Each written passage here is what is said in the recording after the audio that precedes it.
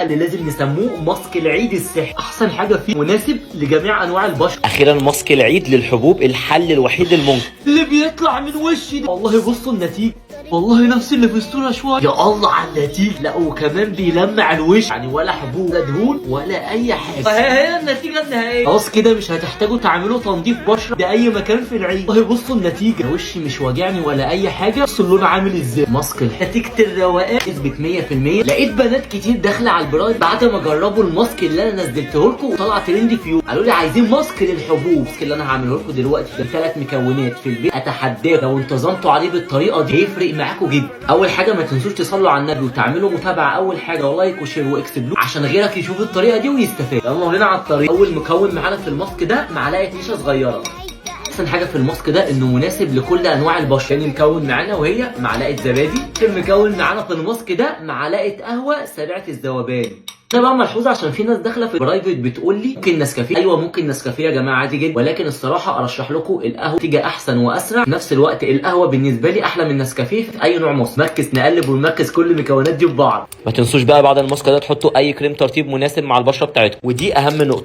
شايفين الخليط بقى عامل ازاي؟ كل سنه وانتم طيبين مقدما. الوحيد حل للحبات البنات واخوات الشباب. رابع خطوه اختياريه ممكن تعملوها ولكن مش لازم. ممكن نضيف معلقه عسل ابيض، لكن انا هكتفي بالثلاث مكونات دول. وهنحط على اي اثر حبوب وشنا. مش اللي صاحبتك اللي وشها مجلخه لازم تعملي الماسك ده قبل العيد. احسن حاجه كمان تقدروا تحطوه على الرقبه، ايد، في اي حته حرفيا.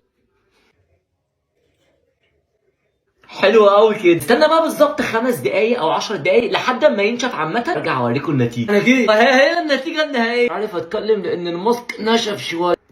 لازم تلحقوه قبل العيد. الحبوب اللي انتوا لازم تعملوه قبل العيد. اللي بيطلع من وشي ده الصوره شويه، نفس اللي في الصوره شويه. 3 مكونات بس عندكم في الثلاجه في الرف الثالث.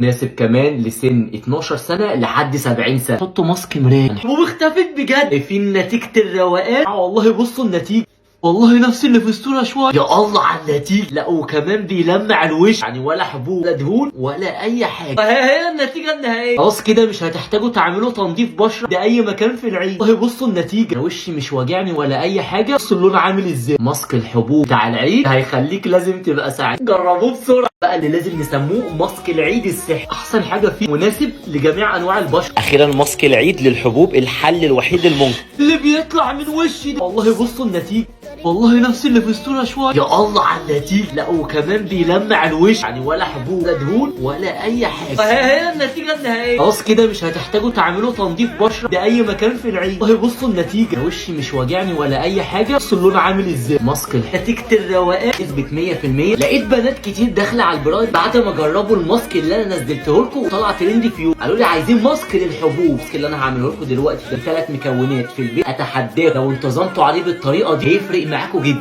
اول حاجه ما تنسوش تصلوا على النبي وتعملوا متابعه اول حاجه ولايك وشير واكس بلو عشان غيرك يشوف الطريقه دي ويستفاد. يلا بينا على الطريقه. اول مكون معانا في الماسك ده معلقه نشا صغيره. احسن حاجه في الماسك ده انه مناسب لكل انواع البشره. تاني مكون معانا وهي معلقه زبادي. المكون معانا في الماسك ده معلقه قهوه سريعه الذوبان. ده بقى ملحوظه عشان في ناس داخله في البرايفت بتقول لي ممكن نسكافيه. ايوه ممكن نسكافيه يا جماعه عادي جدا، ولكن الصراحه ارشح لكم القهوه تيجي احسن واسرع. في نفس الوقت القهوه بالنسبه لي احلى من نسكافيه في اي نوع ماسك. نركز نقلب ونركز كل المكونات دي في بعض. ما تنسوش بقى بعد الماسك ده تحطوا اي كريم ترطيب مناسب مع البشره بتاعتكم، ودي اهم نقطه. شايفين الخليط بقى عامل ازاي. كل سنه وانتم طيبين مقدما. الوحيد حل للحبات البنات واخوات الشباب. رابع خطوه اختياريه ممكن تعملوها ولكن مش لازم. ممكن نضيف معلقه عسل ابيض، لكن انا هكتفي بالثلاث مكونات دول. وهنحط على اي اثر حبوب وشنا. مش اللي صاحبتك اللي وشها مجلخه لازم تعملي الماسك ده قبل العيد. احسن حاجه كمان تقدروا تحطوه على الرقبه، ايد، في اي حته حرفيا. حلو قوي كده. استنى بقى بالظبط 5 دقايق او 10 دقايق لحد ما ينشف. عامه ارجع اوريكم النتيجه. انا جيت. هي النتيجه النهائيه. عارف اتكلم لان الماسك نشف شويه. لازم تلحقوه قبل العيد. الحبوب اللي انتوا لازم تعملوه قبل العيد. اللي بيطلع من وشي ده الصوره شويه، نفس اللي في الصوره